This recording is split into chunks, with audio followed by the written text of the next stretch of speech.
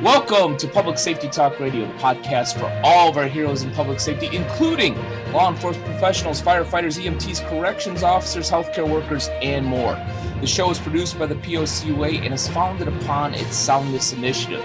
This episode is sponsored by the Finest Service Organization, a provider of line-of-duty death loan protection through many of our POCUA institutions. I am Ken Bader, your host for Public Safety Talk Radio, and I have a really intriguing guest, a law enforcement professional and the Chief Operating Officer of H.E.L.P, who we have not had on here before. His name is Steve Huff. Did I get that right, by the way? I didn't even freaking ask you beforehand. Steve Huff. So we have Steve Huff, the Chief Operating Officer of H.E.L.P. He is a 20-year veteran of Okaloosa County Sheriff's Office. During his time with the Sheriff's Office, Stephen spent 7 years assigned to a task force for the U.S. Marshals Violent Fugitive Task Force based in Pensacola, Florida. While serving a warrant with the task force, Stephen was shot numerous times, including once in the face, and he was awarded the Congressional Badge of Bravery, and the United States Marshals Purple Heart. I can go on, but hey, I'm not even going to ask you about H.E.L.P. Let's get to that shooting, man. First, welcome to the show. And for somebody that got shot in the face, you're looking very handsome. So, what happened there, man? I'll tell you. It's kind of funny you say that. I did a interview like 10 months after the shooting. I was like, hey, man, you can't fix ugly. It's just still there. It's just going to be there, right? So the bottom line was we were hunting a bad guy. He came out with the long of the short of it. He came out with two guns, started blazing like Butch Cassidy, and thankfully I was able to put a round into him that put him down, but not before I took a round. You can kind of see just a little bit right here. Ricocheted off the rifle, went up into the face, and shattered the skull and all that. Took a couple rounds in the leg, but hey, I'm here. So like they always say, right? Did you die? Nope, I sure didn't. So, and that's kind of what got the ball rolling for the organization is that story, because man, afterwards it was a difficult time for me, difficult time with the agency. The agency prior to me had just lost 3 officers to a shooting, to various shootings over the last couple of years before mine.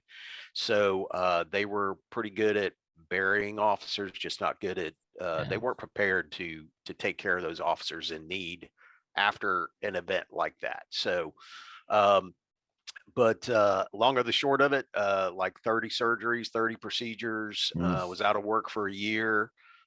Managed to go back to work, right back into another warrant sweep. So that worked out really well. That was a good time. Back on the horse. Hey, that was a good time. That's what I needed. I needed to get back on that horse, right? So it worked out well. I have since finished my law enforcement career. July 1st was my last day. I retired. Nice.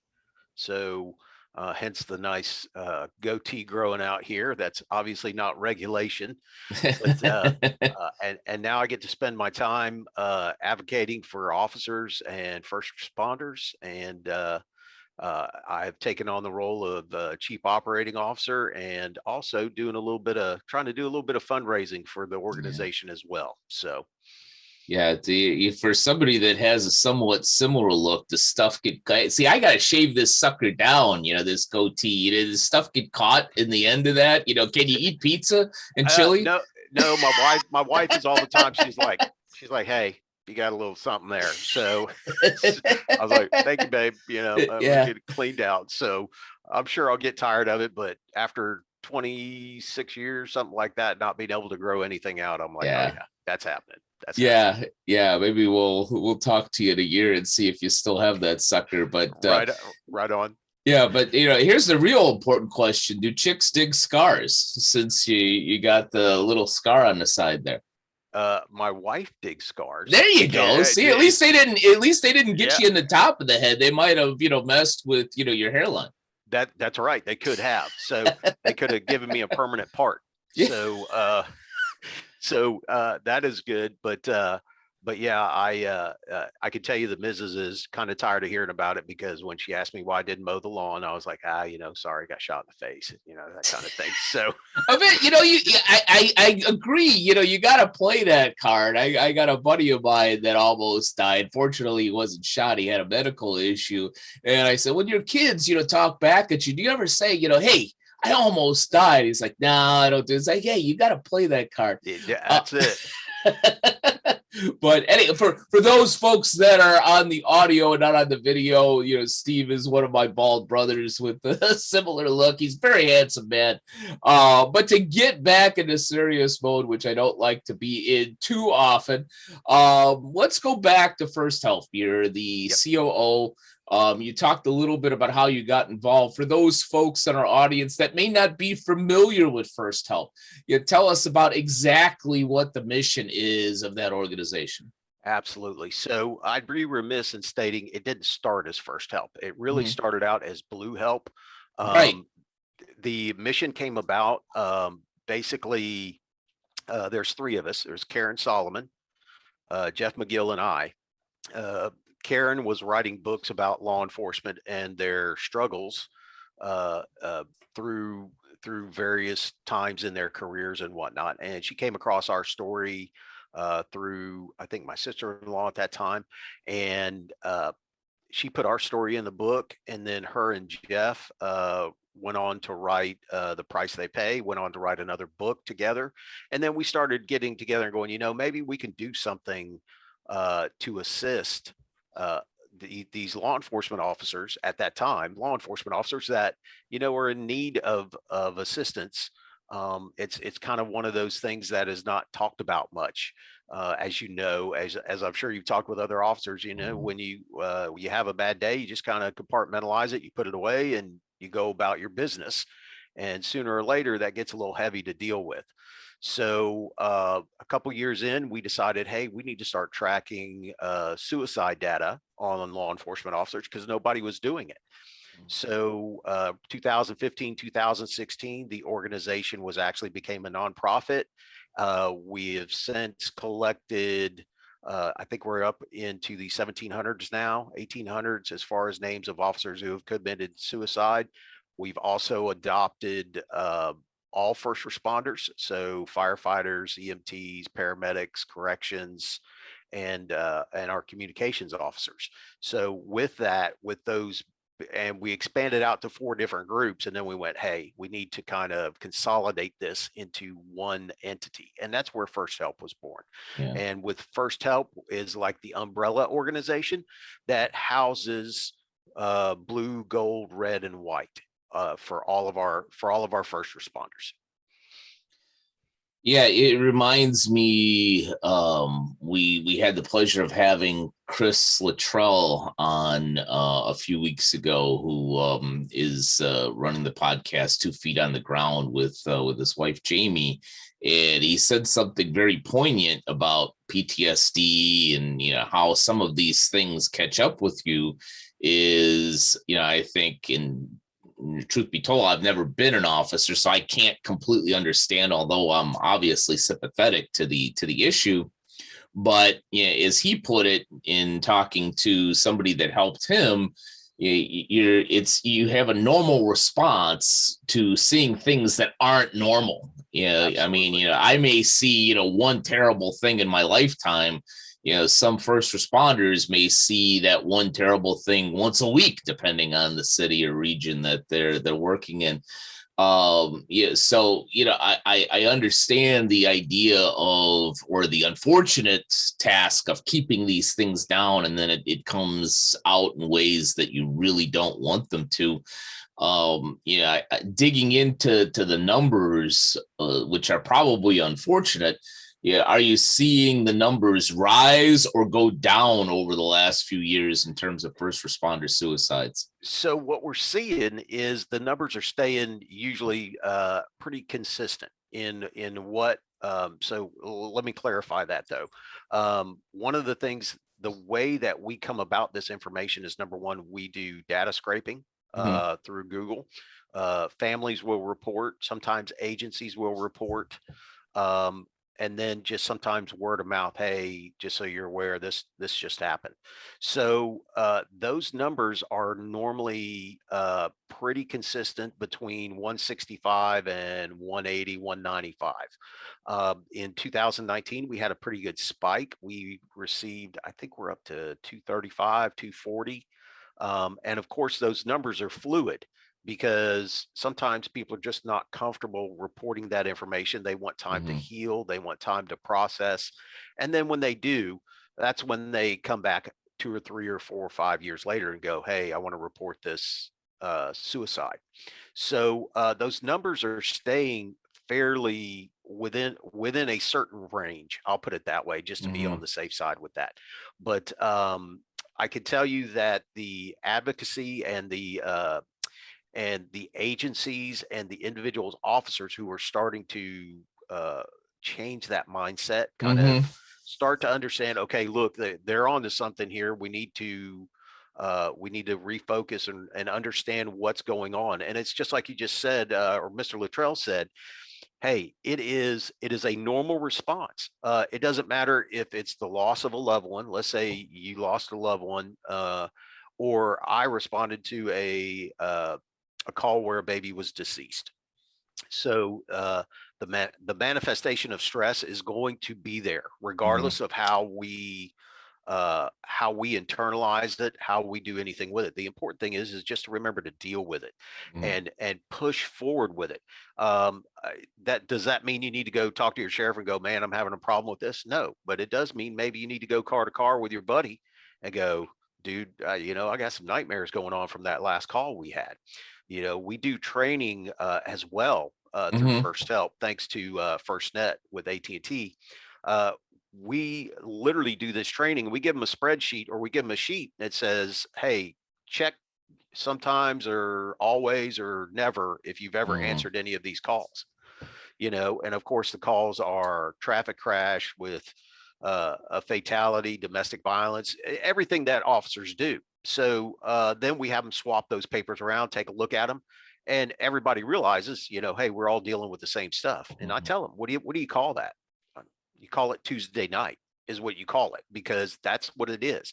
We deal with this on if not a daily basis, as you said, a weekly basis.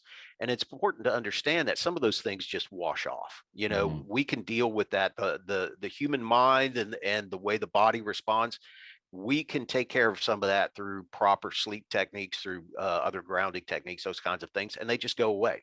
But those things, there's other things that stick with us, those things that, we just can't shake for whatever reason. And those are the ones we need to be careful of. And those are the ones we need to work on and understand, look, this is normal, but there's ways to deal with it. Now a word from one of the POCUA's proud business partners, OfficerPrivacy.com. OfficerPrivacy.com was founded by Pete James, a law enforcement professional with over 25 years of experience. Pete wanted to find a way to help law enforcement officers protect themselves and their families. So he formed a team to create a way to quickly identify and remove their information from certain sites. OfficerPrivacy.com is the result. This service is already offered through a select few of our POCUA organizations. As a listener of Public Safety Talk Radio, you can take advantage of a special offer from OfficerPrivacy.com. Go to OfficerPrivacy.com/POCUA, and when you sign up, you'll get 2 additional bonuses. In addition to removing your personal information from the top 30 people search sites, they will give you your first 2 months of monitoring free. This is a value of $39.98. In addition to that, you'll receive a cell phone privacy device, a $19.99 value. This prevents data from leaving your cell phone when you use public charging stations and is a must when traveling. So go to officerprivacy.com/POCUA today to take advantage of this offer and to protect your privacy. Organizations who are members of the POCUA and are interested in offering the service directly to their members, contact us at POCUA@btcinc.org. Yeah, maybe I'm naive, but my hope would be that there's a lot more awareness. Now I realize that some departments are different than others. But for instance, right here where I live in Long Beach, California, there was a new police chief, and I happened to be on the community Zoom for that. And one of the first things that he talked about was officer wellness and looking for these things. And it did my heart good to hear that at least he's talking about it. My hope is it's not just lip service, that there's something Right. behind that. But my point is that I'm seeing more and more of that, whether it's the focus in the department, or a lot of great organizations like yourselves that are just say, reach out to somebody, Yep. because it's all right to say I'm not okay, but as I've said probably a dozen times on this show, if you admit you're not okay, you need to do something about it. Maybe it's just calling a hotline. Maybe that's the first start. But Absolutely. in terms of, and I think it's an important note to make, I think a lot of first responders, especially police officers, and I understand, especially in this time, the weight that's on these folks. But they think, all right, suicide is an easy way out. Some even think that suicide is a way to take care of my family. But they don't realize the financial implications. I mean, just, point black and white, the sponsor of our show, the Killed in Line of Duty insurance, is Killed in Line of Duty. It's not, Right. hey, I went to the garage and took care of myself and I'm going to pay out your family. Yeah, many times you think you're helping yourself and your family, but your family is much worse off, even financially, not to mention, emotionally after this happens. Is there some of that, beginning to seep through to the officers? Yeah. So I think what you're really seeing here is you're Yeah. seeing a number of things happening all at one time. It's really kind of a perfect storm, if you will. Your new chief that came in. I don't know who he is. If I had to guess, he may be a little bit younger guy. And what we're seeing is, and I say this all the time whenever I get a chance to talk. We always hear how change has to come from the top down. Mm-hmm. Well, in this instance, I think change needs to come from the top down, but it also needs to come the bottom up, right? And what we're seeing is we're seeing that cultural change. We're seeing the old guard, me, retiring, pushing out of the way, and these younger officers coming in with a different mindset. They are more in tune with themselves. They're more in Mm-hmm. tune with being able to discuss those issues that they may be having, whether it be at work, whether it be at home, whether it be financial, whatever the case may be. One of the biggest problems that we see, and you kind of alluded to this, was the first step to take is to go, hey, look, guys, I'm not okay. And that's the hardest step to Yeah. take. We kicked off this year. We did some mission ready retreats where we brought in officers, other first responders. We've had firefighters, chiefs of police, sheriffs there. We've had the whole 9 yards. And the amazing transformation that takes place when we get them in a secluded area and they are comfortable enough with the group, with their tribe, to be Mm-hmm. able to sit there and go, hey, I got a problem, this is what I got going on, and then the floodgates open. And that really is the key, and we're seeing that change through the awareness of programs such as what we offer. We're seeing it through these officers who are just more in tune with themselves, and these younger guys that are getting promoted into supervisory positions Mm-hmm. maintain that mindset, that lifestyle. So there's a bunch of things going on there at one time that's really pushing this initiative forward. Yeah, I see it as well vicariously, primarily through talking to experts like yourself. There's a lot of work to do Careful. until we get to zero suicides, among first responders, every year. We'd like to put you out of a job, but that Right. doesn't seem like Right. that's happening Well, anytime soon. no, unfortunately, and let's face the facts that I tell these guys all the time. I talk to a bunch of folks, talk to academy students. I'm like, man, it's the greatest show on earth. You'll see things that you've never seen before, and Mhm. you would never think you would ever see in your entire life. But there's a price to pay for that. There is literally a flip side to that. where some of the stuff is just incredible. You go, oh my gosh, that's awesome, great, I can't believe I saw it. And then Yeah. the next thing you know, you run into those other things where you're like, I don't ever want to see that again. Yeah. So it takes work both personally and professionally to overcome and to understand, hey, these are normal things that I'm gonna have to deal with over a 5 year, 10 year, 15, 25 year career. Just Mhm. it is what it is. Yeah. Well, let's talk about the families. It's not Absolutely. lost on me, obviously, that there's a first responder that suffered and then chose suicide as his or her choice, but then you're left with families, many of which I would assume that were dealing with issues for months, maybe even years, with their first responder family member going through this, and now they're gone. Yeah, now they have the emotional issues of their family members gone. Maybe they have financial issues because that income isn't coming in anymore. Yeah, and sometimes you even have the stigma. Yeah, there is, unfortunately, there's a stigma out there. It's like, okay, he checked out. She couldn't hack it, whatever it is. I'm not agreeing with it, but saying that that's out there. Yeah, what do Yep. you do? What does First Help do to really help the families, the other victims in these situations?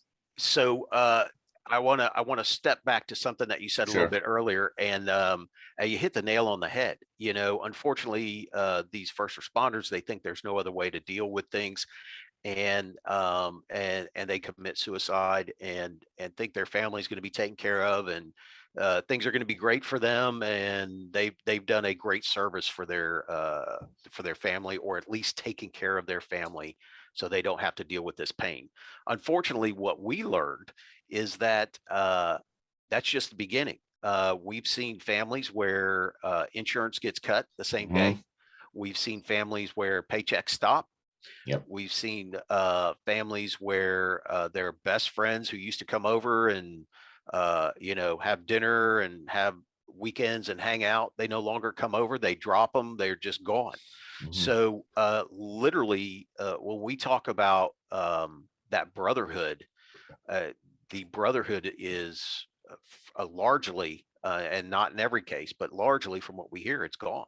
Hmm. Once that happens, once they commit suicide, it's gone Yeah. forever. So one of the things that we initially started with the collection of data is we started collecting family information. If the families wanted to give us information, we would take it. So a number of things came from that. What we do is we have scholarships available for children of first responders lost to suicide. We can help them further their education stuff. We have Camp April, which is for the kids. It's a 2 or 3 day camp where they can come together, peer support. We have counselors there. They have a great time. They come in, they get to talk with other individuals, other children in their same age groups, and they can bond. They can have somebody that they can talk with that understands exactly what they're going through. And then we also, every year, what we do is we do an annual dinner where we fly in certain amount of the families and bring them together to just let them know, hey, look, you're not alone. We have not forgotten about you.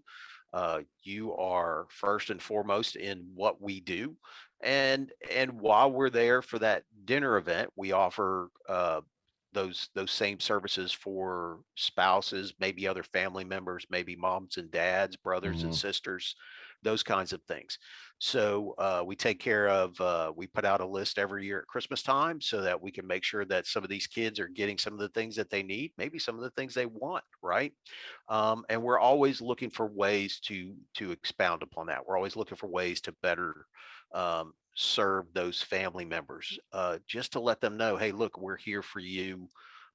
We understand it's a difficult time, and we want them to be able to grow into that new person that they're going to become, Yeah. and then go on to help other families. Because as you said, I'd love for it to get down to zero, but in reality, I think the thing we need to really look at is taking care of the families and getting Hmm. to those officers before they get to the point of no return, where they say there's nothing else they can do. Sticking with the families for just a second, what do you and First Help see? I mean, going through that type of an event is going to change you for the rest of your life. I'm not going to sugarcoat that, but do you see, is there something that you see? Well, some families just deal with it, never bounce back quite how they should for years or decades. And some others, seem to, get to some semblance of normalcy after it. Do you see any factors that come in terms of support or in terms of any other aspects that change that family dynamic where some seem to be able to go on and have some resiliency and others unfortunately kind of decompensate? Right. Yeah. And we have seen that. We have Mhm. families that are with us now that the spouses have remarried. They have families again, and they're rebuilding. Does that mean they're going to forget about their loved ones that committed suicide? Absolutely not. Mhm. As a matter of fact, the majority of them that I've been able to speak with, their significant others are very supportive of keeping that memory alive, especially Mhm. for the children, if there's children involved and that kind of thing. So I would tell you that this what we do is one small part of a Yeah. recovery process, right? Uh, some families can come to us and they get the help and the support and the knowledge that they need to be able to press on. And some don't. Some need to go beyond that, maybe to counseling Mhm. services, those kinds of things. I've seen it on both sides of the fence. I can't, I'd be remiss if I tried to say, oh, yeah, this is the one thing that's going. Right. There's no one thing. Stress is a stressor such as that is such a large critical incident. You may handle it. You may handle it one way. I may handle it totally different. It's going to be up to that individual. It's going to be up to that family nexus to come together and take care of each other. And that's, we offer a online support page for the family members to come Mhm. so they can talk, so they can get that support from others in that same situation. But to say that there's one thing or another or other things that help one move on and the other one not, yeah, it's just time. Time is going to be the test of all, and Yeah. uh, and with that, getting the proper support and understanding that life will never be the same as it was before. It's just going to Mhm. be a different type of life, and God love them for God love them for going through that, because I would not wish that on anybody. So Yeah. Agreed. Agreed. Well, there's no silver bullet in life. Obviously, when it comes to anybody, for the love of God, if anybody that is listening or watching this that does have an issue and is thinking of suicide, for reach out to somebody, reach out to First Help, absolutely, reach out to one of our partners, which is Serve and Protect, or anybody, even a friend or even a stranger that is possibly could understand. That's the first step. But yeah, is there? I mean, granted, there is no silver bullet. Yeah, is there one thing that if we did X, we could lower those numbers? Maybe being more aware of our loved one. Maybe it's a program. I don't know what, because I am not an officer. I'm not a first responder. Is there one thing that we could be doing more that could affect those suicide numbers in a positive way? oh yeah, I think if and this is Steve and Ken talking. Yeah. So to me, one of the biggest things that I see is preparing the individuals going into the first responder profession Hmm. and preparing their families. We're talking about people that have that come into the profession that normally have their 8 to 5 Monday through Friday jobs, Hmm. weekends off, holidays off. The norm. I don't want to say normal, but the average lifestyle, and we throw them into a position of, well, you're not going to be home when the kids get up because you're going to be at work because you're working midnights because you're the rookie. Yeah. And oh, you got a day off, but you got to go to court. or firefighters. They may get 2 days off, but 2 of those days, one of those days may be a training day where they have to go in and work. Mhm. And they have to cover shift on Christmas time. They have to cover shift on holidays. They have to miss dinners with the parents. So there's a lot that goes into the lifestyle of being a first responder. And granted, most people are resilient enough that they can kind Mhm. of ebb and flow, it's just fluid thing. But if we would take the time to prepare the families and the officers and say, and the first responders, and go, look, these are some of the things, you see the cool, because all you see is what they show on cops. Yeah. You know what I mean? This is, and they, man, I want to be a cop. That's going to be a great job. I could Yeah. chase cars and all this other stuff. I think if I ever had a inkling to be a cop, if I saw one episode of Cops with a domestic violence situation, I would change my mind Yeah, well, yeah, immediately. exactly. But the other thing is they don't show you is, you chase a car at 4 o'clock in the morning, you're supposed to get off at 6. Well, that's 4 or 5 hours of paperwork. Right. So you're going to be getting home late. And that's, that may be a every week kind of thing.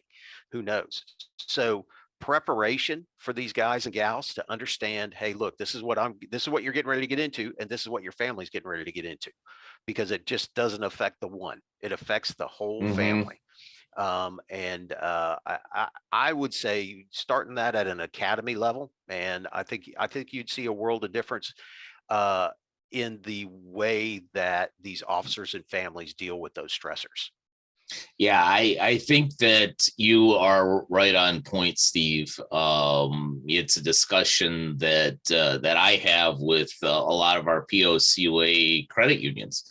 Literally just had one yesterday, because most, if not all, of our financial institutions are not just focused on the officer; they're focused on the whole family and offering products and services. And literally, I kid you not, yesterday I was having a discussion with one of our CEOs, and we were talking about a lot of the police wives, and most of them, are really intelligent, knowledgeable, resilient, strong women.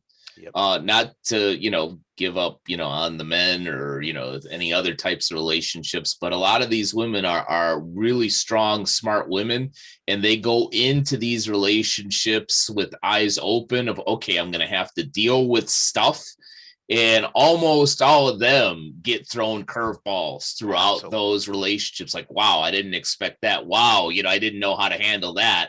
Yep. So, I think that, not just the first responder, I think that's a good start, but bringing in these families and saying, all right, this is what you're going to have to deal with. Here are some things that you need to look Yes. for. And also, when, your spouse says, I'm good, and walks away, that doesn't necessarily mean that he or she is good.